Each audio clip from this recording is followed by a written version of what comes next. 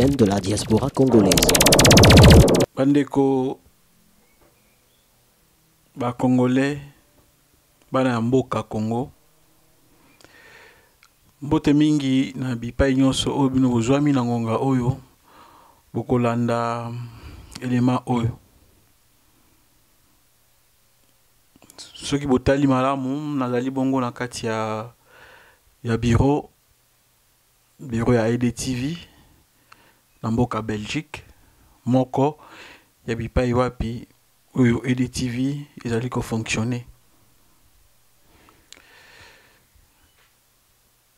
Banda tongo tovandi awa na bureau na biso to na laboratoire oyo ya EDTV ndenge mozali komona pona komeka kolanda oyo ezali koleka bipai nyonso oyo bakongole bazwami mingi kuna na mboka Genève pe oyo ezali koleka na mboka France na Paris na Château Rouge bipai wapi bakongole pe basanganaki kotala maimanso wana ezali koleka nyonso na kombo ya mboka Congo epesi biso pasi mingi epesi pasi pe mawa pamba te Congo ezwami bongo na mboka to na continent ya Afrique.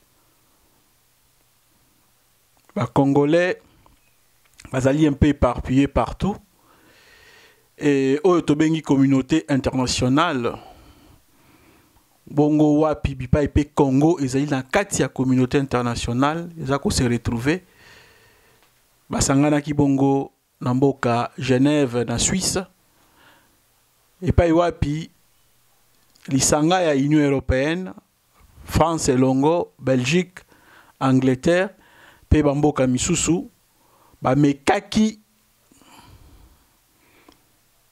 kosenga ete basala to ba créer commission moko internationale neutre po emeka kokende na mboka Congo mingi na Kasai kosala ba enquête na oyo ezali koleka na kuna nakanisi biso nyonso tomonaki na kati ya ba video boni bazali ko boma na esengo pe bazali ko filmer ba scène na bango ya tuerie ba bomi batali babalusi balobi akufi malamu te beta lisusu akufi malamu te beta lisusu akufi malamu te wana nani mutu oyo azali na droit ya vie lokola ye oyo azali ko beta masasi e bongo pe moto yango azali bongo maboko pamba na maboko na ye asimi mandoki te ye oyo azali na mandoki akoki ko maîtriser ye akangi ye po bameka ko interroger ye koyeba tina ya mécontentement na ye maintenant ba préférer ko beta masasi ko boma moko te mibale te zomi te ebele bankoto kama ebele to des centaines et des centaines de Congolais tués wana kaka na Kasai tokozala nanu beaucoup plus na Kasai pamba te toyebi ba tuerie ezali kosalama un peu partout na Congo mais oyo esangisaki bato na Genève ezalaki bongo oyo ezali koleka na kati ya mboka to na kati ya ngumba ya Kasai Grand Kasai en général oyo créé bongo ba réfugiés ebele et créé bongo ba orphelins ebele et créé bongo ba catastrophe humanitaire ndenge na ndenge lolenge na lolenge balobi non to meka kotinda commission moko ekende kosala enquête et yeba source ya problème oyo ezali nini nani a poussé bouchon qui on a point wana ya koboma ba congolais oyo baza ko luka kaka te territoire na bango ezala libre na ndenge oyo esengeli ekambama na ndenge oyo esengeli.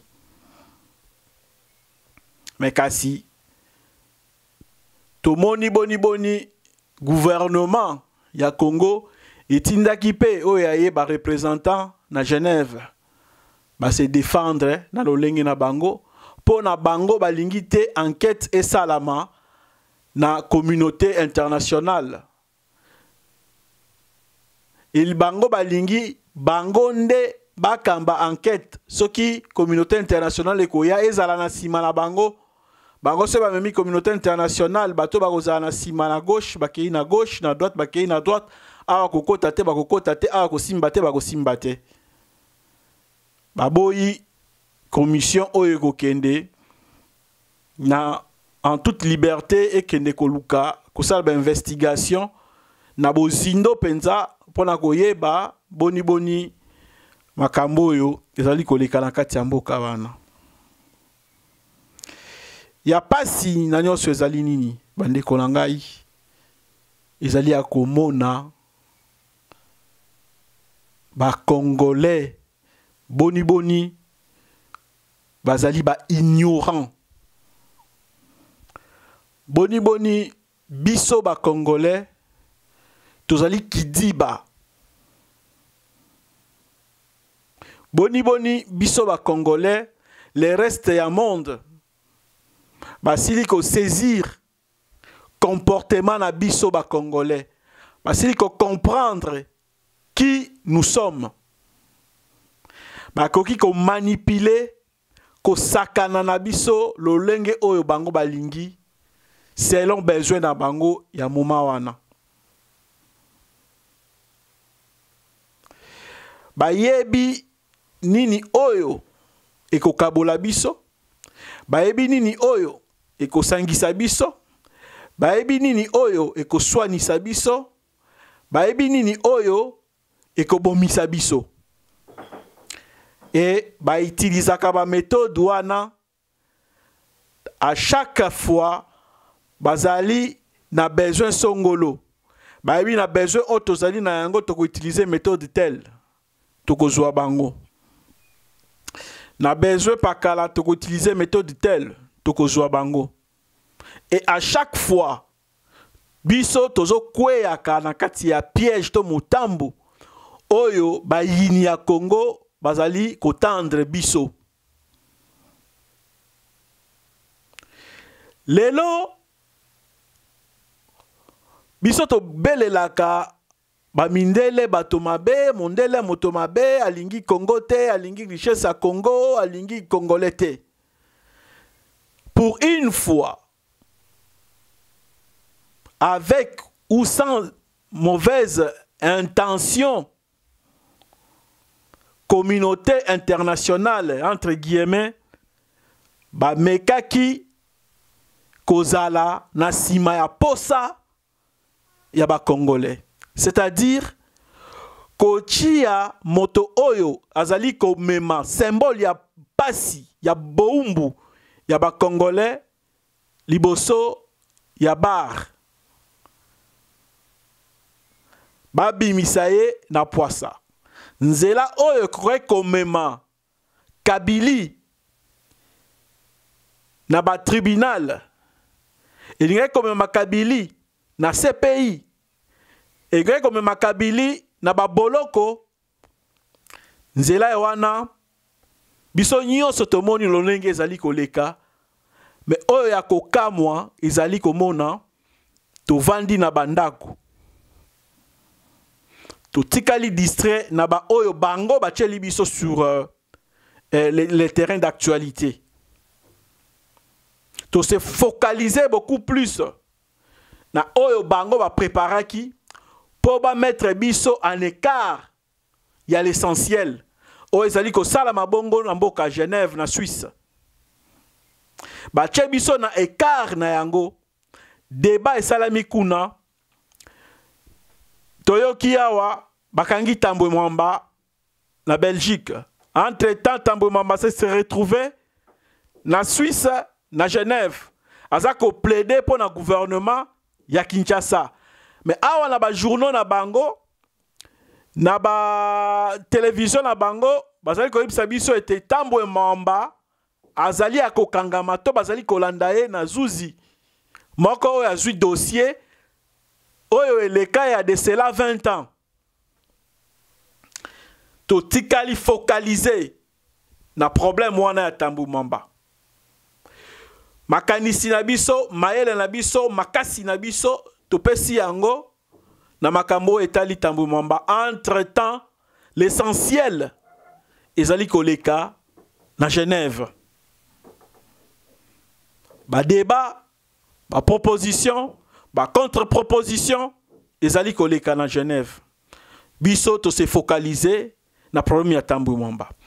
Wana na plan international. Na plan local, ba pesi biso lisusu distraction. Fali Ipupa akobeta na La Cigale na France. Héritier Watanabe akobeta na Olympia. Privation toko boya ya ba concert ebeta manamboka Congo. Et comment qui déjà pardon ya ba congolais na mboka poto Espagne wapi na diaspora. Et comment qui aki oh biso bato tozali na diaspora tosi tolonga ki yango. Mais kasi suite ya bokabwani na biso to komi lisusu ko douter. Ekobeta mato ekobeta mate. Ekobeta mato ekobeta mate. Or, il suffisait ko la moussa oyo to bengi bongo jurisprudence. Arrêté à préfet à Paris au Salamaka à ce qui concerne les concerts ya Juben Piana. Et si ebimaki tokokai ko la musa yango kaka batomi baleto moto moko kaka na avocat ba la musi yango kaka. Mais non, to se focaliser lisusu énergie na biso, makasi na biso, mayele na biso, fali akobeta te, fali akobeta te. Entre-temps l'essentiel ezako salama na Genève.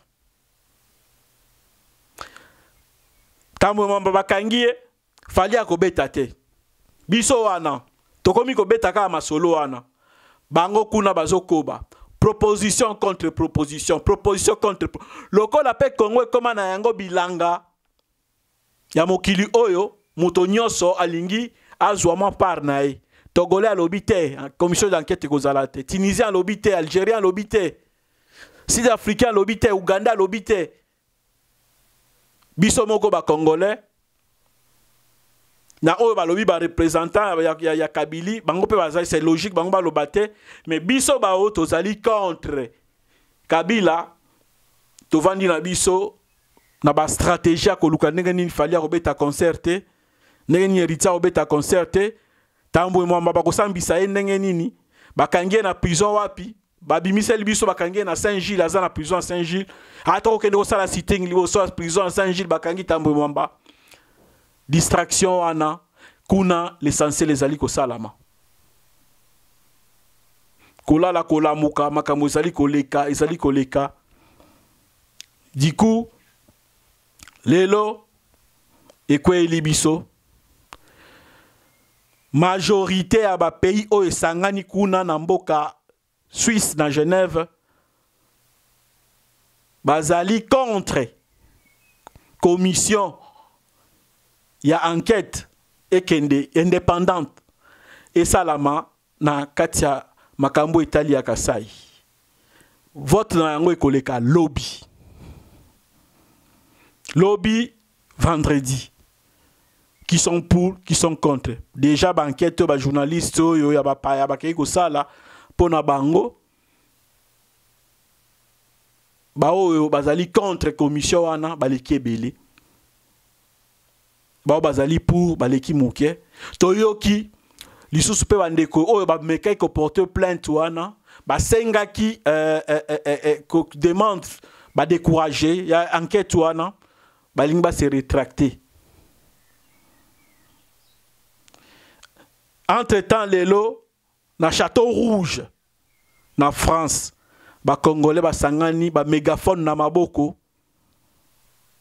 pona koganga concert ko betate. Est-ce que na Château Rouge danger nini oyo ezalaki lelo le 22 jeudi le 22 juin na kati ya mboka France na Château Rouge contre le Congo. Danger nini au Congo abana ko courir na kati ya Château Rouge oyo ba Congolais ba okende ko se retrouver ebele kuna na ba mégaphone koganga. Moi je pense que danger ezalaki to ezali na mboka Suisse. Et pas iwapi to kanisaki situation ya Kasai ekozala bongo tombo ya Kabili. Lolenge moko to kanisaki problème ya ba fausse commune ya Maluku ekozala bongo tombo ya Kabili. Mais kasi ba memelaka biso ba stratégie na ba contre stratégie biso to tikali. Lokola ba fourmi bazolanda sukali batieli biso sukali biso nyonso tokei place ya sukali bango bakei kote mosusu. Tokanisaki tombo ya Kabili ekozala le 19 décembre 2016. Stratégie mosusu ememi biso bandeko Tomi Tuna biso ba Congolais tolingi nini? Est-ce que tosi to identifia ennemi to mobomi ya Congo? Si oui, kombo na ye nani? Adresse na ye nini? Sinon, mais pourquoi tozali kolela? Sous point, moyen ezali te akoluka to identifier ye. Ce qui a solo tozali na posa to récupérer Congo na biso.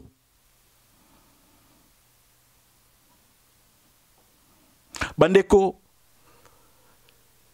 na ye lisusu kolanda vidéo moko utikoleka ku ezoleka na parlement ya Europe. Botala yango non bandeko nanga vidéo oyo epesinga pasi. Bolanda. Télévision, la chaîne de la diaspora congolaise. Europe, des nations des libertés, M. Schaffhauser.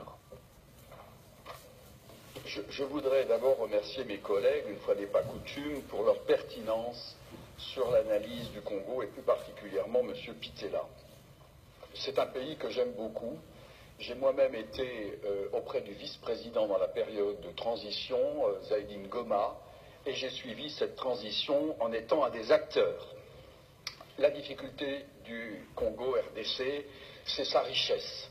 Puis-je rappeler que Laurent Désiré Kabila était allé chercher, on est allé le chercher parce que l'Ouganda et le Rwanda avaient décidé, sur ordre d'une puissance extérieure, je peux donner des précisions, d'envahir le pays.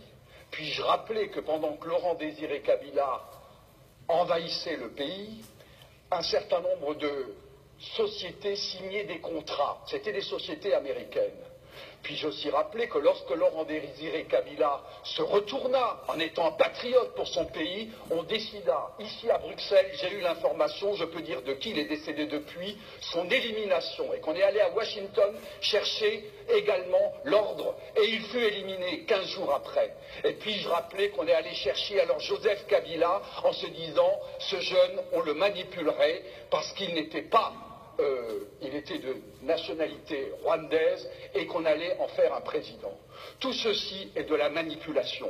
Ce qu'il faut pour la République démocratique du Congo, c'est une souveraineté retrouvée, une armée qui se batte effectivement, une MONUSCO qui est au service de la paix et qu'on arrête les prédateurs qui sont liés au crime organisé et avec des États hypocrites liés à des multinationales. Je vous remercie.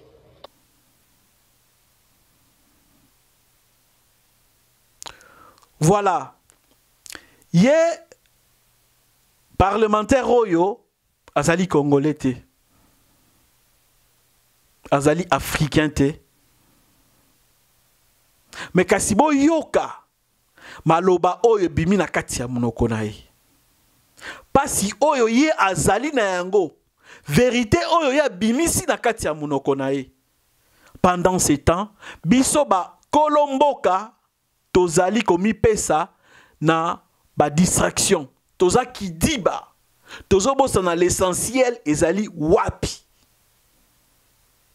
Mes frères et sœurs, il est grand temps soki tozongi na nzela te, soki totiki lolendo te, soki totiki motema mabe te, soki totiki bondoki te, Congo ekei pona libela pe ya solo ekozala sous ya slogan te.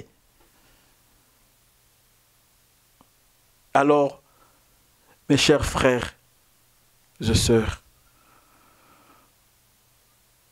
tomeka kuvanda kukanisa tomituna nani monguna ya solo ya Congo. Est-ce que oyo nga nazali ko attaquer, oyo nga nazali ko gangela, oyo nga nazali ko telemela yende monguna ya Congo? Soki ye yo a mes conscience na lobi ke yende monguna ya Congo ko ba ko attaquer ye. Mais kasi soki na kati ya conscience na yo ozali ko yeba te ozali ko sala yango pamba te comme fait à mode, pamba te kingani songo za ko sala ngai pe na sala lokola ye, ndeko zonga sima telema soit tika ba o bazo luka solution pour na Congo bakoba yo vanda to bongwana luka solution a solo pour na Congo. Bandeko na ngai, à chaque fois bipai bazali kolobelela ya solo makambo ya Congo, Congolais azalaka absent. À chaque fois, je dis bien. Preuve ane ke o eleki na Genève. Soki tozala ki ya solo na bolingo ya mboka. Tolingaki tosala ba sitting. Liboso ya siège ya ONU na mboka Genève. Bipai wapi bazali kolobelela makambo etali mboka na biso. Matin, midi, soir. To vandi wana. To sali sitting na esika wana. To sali ba action na esika wana. To telemeli pona ko soutenir ba oyo bazali ko soutenir Congo na kati ya saluana. To telemi pona ko gangela. To ko telemela ba oyo bazali ko zala contre Congo na kati ya esika wana. Mais kasi ndeko bandeko. Boni ya ba Congolais bazali na kati ya libanda ya saluana. Bazali te. Quelques organisations oyo elobela makambo ya Congo se retrouver kuna, notamment tomoni ndeko na biso Paul Sapu azalaki kuna, bandeko na biso ya Lusha bazalaki kuna. Mais kasi ngana ko condamner pe lisusu ba organisme wana parce que ba koma ko mona ba problème ngo lokole sali problème na bango moko privé. S'il y a des choses pareilles, ils ne communiquent pas. Ils ne demandent pas aux autres de les accompagner. Bako so ba avion, bako so ba train. Mi balé to misa to ba kei na likambo oyo tali na toute une nation.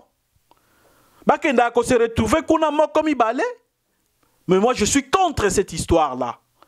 Là où on parle des Congo, et Sengeli, bande konabiso bazali au courant, ba bako communiquer na ba Congolais mususu pour ba bako s'organiser pour ba se retrouver kuna ebele. Lobi bako voter que commission wana salamate. Suite ekozala susunini. Tokomona ba Papi Tamba, ba nani ba Jean-Marie Kasamba, ba Zakari ba Baswe, ba nani bakomela sous champagne. Lobi pona koloba ete balongi etumba. Balongi etumba contre nani, contre mboka na bango moko. Ça fait mal. Ça fait mal bandeko na ngai. Tokomi bana na étiquette, tokomi bato na pasi, bato na mawa. Lokola peuple o azangi territoire. Congolais o azalaki moto ya kosalaka kaka losambo moko ya action de grâce. Merci Seigneur de m'avoir donné ces pays. Congolais comme moto ya kokota ba jeune à 40 jours pendant que senga ba pesa e visa. Akola la na se ami kili ala nzala. Pour na kosenga ba pesa visa bima Congo.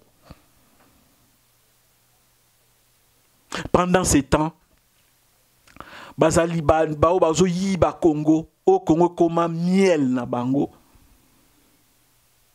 Bazana ba compte par-ci par-là. Et Colomboka, vrai bénéficiaire, il y a richesse, il y a Congo, azali comme on a passé. Trop, c'est trop. Distraction oyo Kabili ezali comme ma bateau. Na yango, na ba oyo bazako soutenir Kabili.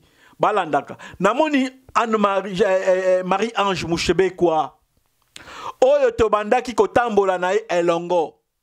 Pona koluka solution pour la makambo etali Congo. Na yoki discours ya Marie-Ange Mouchebe quoi. Na reconnaître yeli susute atamuke. Ba mususu baloba balubazo lobaza congolaise te azali rwandaise boy voilà. Mais bandeko oyo ya biso bana na biso oyo baza kosala pona intérêt ya ba paya entre guillemets ba bazali ba belge ba français ba kota na politique belge na politique française na politique italienne na politique anglaise. Est-ce que basala kalisusu pona intérêt ba mboka na bango ton intérêt mboko bazo sa la politique. Akoki kozala angolaise, rwandaise, dani, songolo pakala tanzanienne. Mais tant que ozo sala na kombo ya gouvernement wana, Marie-Ange Mouchebe quoi.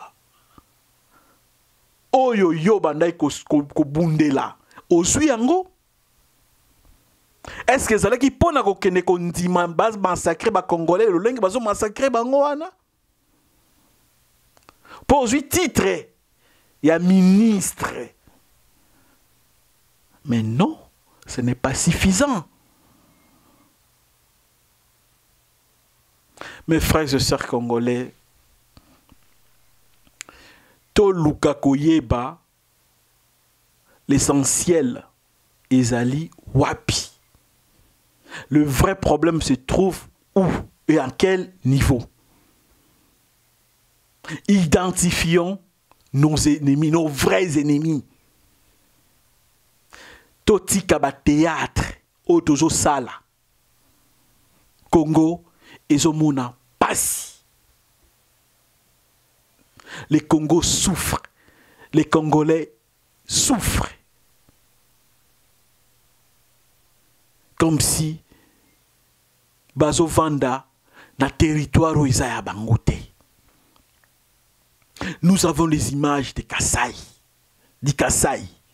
Toza na ba image ba Kamwena Sapu. Oyo baza kotelema pona ko défendre ma belé na bango. Ezali ba Kamwena Sapu bazo lakisa biso te. Eza bango te.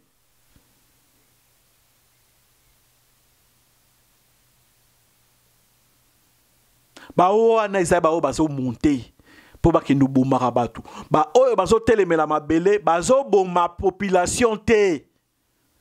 Bazo telemela bazo défendre mboka na bango, territoire na bango. Bazo boma te.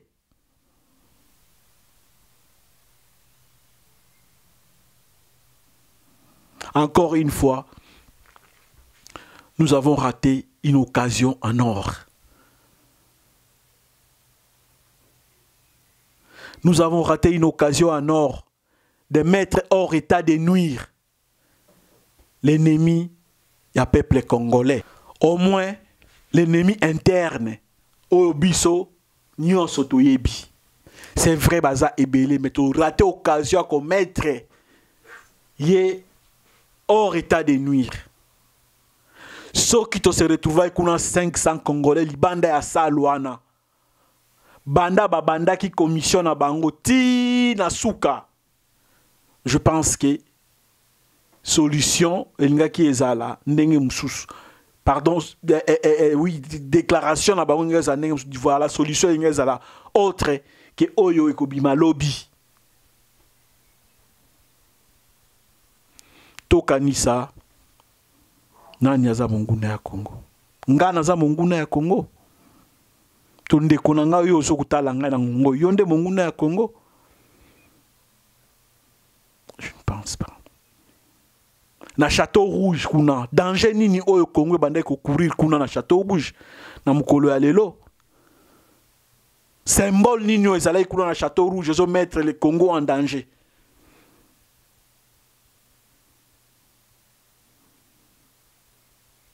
Makambo ya concert essaye komaki aki.